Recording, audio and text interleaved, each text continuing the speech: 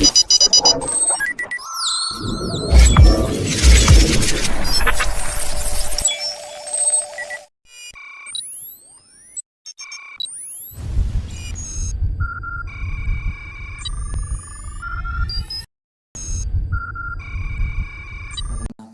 saya Salman Dermawan. Di sini saya dari program studi Teknik Informatika Universitas Muhammadiyah Sukabumi. Di sini saya akan menjelaskan mengenai Human Computer Interaction atau interaksi manusia dan komputer. Materinya yaitu mengenai interaksi sosial. Yang kita ketahui, interaksi sosial dengan definisinya yaitu adalah proses komunikasi dan hubungan antara individu ataupun kelompok dalam masyarakat. Itu hubungan antar manusia gitu ya, yang terjadi di dalam masyarakat. Seiring berkembangnya teknologi sekarang, maka cara berinteraksi sosial di masyarakat itu semakin berkembang gitu.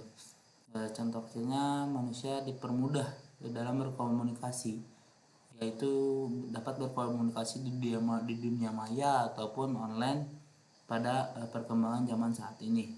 Tentunya dengan adanya perkembangan zaman tersebut, maka ada kelebihan ataupun kekurangan, yang dimana kelebihannya itu membuat kita itu menjadi lebih efisien dan lebih fleksibel, dimana kita dapat menghubungi kerabat-kerabat kita yang jauh menjadi lebih dekat gitu. Contohnya dalam aplikasi WhatsApp yang kita dapat video call ataupun call biasa, kita dapat berkomunikasi dengan orang-orang jauh biar menjadi terasa lebih dekat gitu.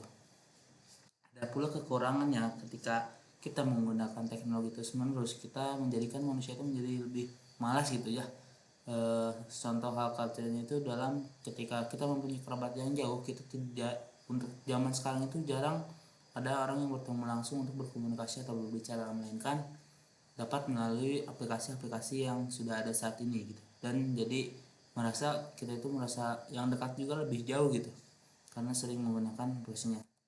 Ada sedikit perubahan dalam masyarakat, itu yang pertama di sini ada dulu ya, yang gambar yang di atas ini contoh kecilnya. Dulu itu kalau berkomunikasi, berinteraksi sosial itu masih bersama-sama gitu, bareng-bareng tanpa menggunakan smartphone ataupun digital, melewati jarak langsung gitu, biar mendekatkan juga. Ada pula perubahan yang terjadi ketika sering berkembangnya teknologi, masyarakat banyak menggunakan smartphone dan jarang juga kita berkomunikasi secara langsung gitu, melainkan dengan smartphone tersebut. Yang jauh juga melakukan dengan smartphone, dan ini yang dekat juga terasa lebih jauh dikarenakan orang-orang sekarang itu bisa dibilang candu gitu ya terhadap penggunaan smartphone itu.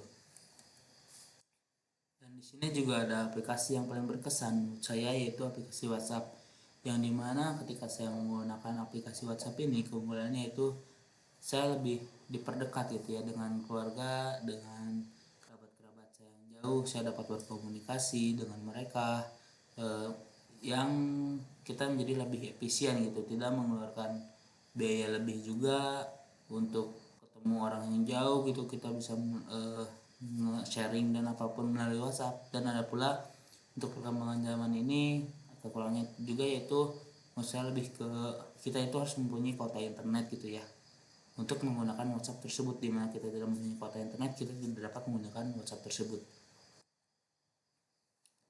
Dan ada juga di sini penjelasan mengenai kognisi manusia, yaitu proses yang dilakukan oleh manusia untuk memperoleh pengetahuan atau manipulasi pengetahuan, yang meliputi yaitu pertama attention ataupun perhatian, yang kedua perception atau persepsi, yang ketiga ada memori, ingatan, ada juga learning ataupun pembelajaran, membaca, reading, berbicara, speaking, and mendengarkan gitu.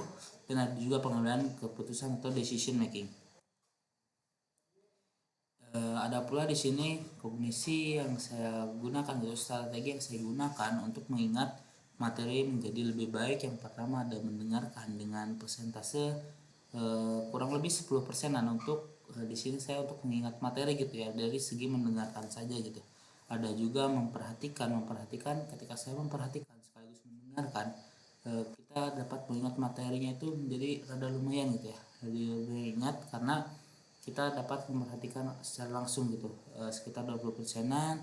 Ada juga membaca, ketika kita membaca langsung gitu, kita akan menjadi lebih mudah mengingat materi. Di samping kita mendengarkan, memperhatikan, dan sekaligus juga membaca. Di sini membaca kita dapat mengingat materi itu jauh lebih baik.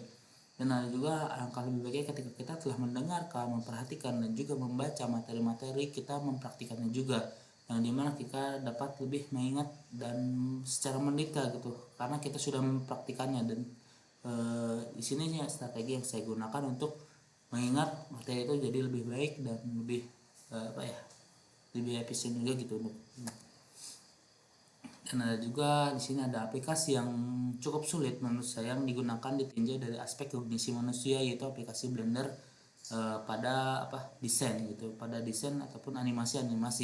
Karena menurut saya untuk penggunaan Blender ini, aplikasi Blender ini ketika yang menggunakan dengan efektif itu pengguna itu perlu memahami konsep-konsep seperti topologi mesh, material, rigging, animasi, dan lainnya yang bisa menjadi kompleks bagi pemula. Dan untuk fitur-fiturnya saja itu banyak sekali gitu ya, yang menurut saya ditinjau dari aspek kognisi manusia itu ini lumayan cukup sulit ketika mempelajari aplikasi Blender ataupun aplikasi untuk animasi ini gitu.